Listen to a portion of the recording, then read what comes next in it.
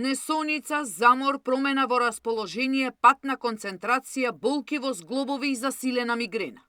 Граѓани со вакви симптоми се јавуваат во брза помош и тоа во периодот кога има чести временски промени.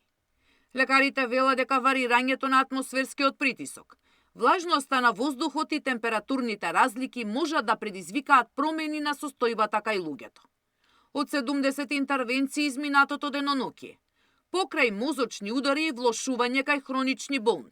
Имале јавувања и од лица кои се жалеле на вратоглавица и променлив крвен притисок, кои може да се поврзат со метеоропатија.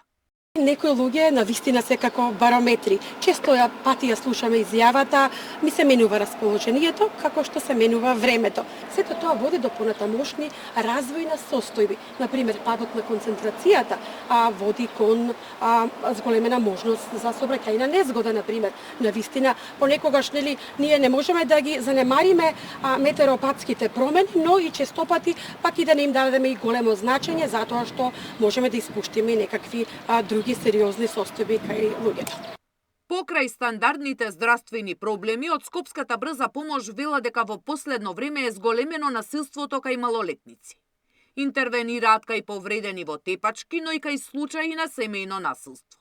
Например, пред некоја смена, пред неколку смени, наназад имавме во рок од 3 часа 2 пробудувања со нож кај млади луѓе, 2 интервенции кај семејни насилства и 2 интервенции кај повреди кај сообраќајки со мотор.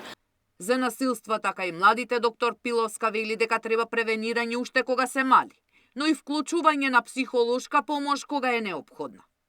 Сања Димитровска, Сител телевизија.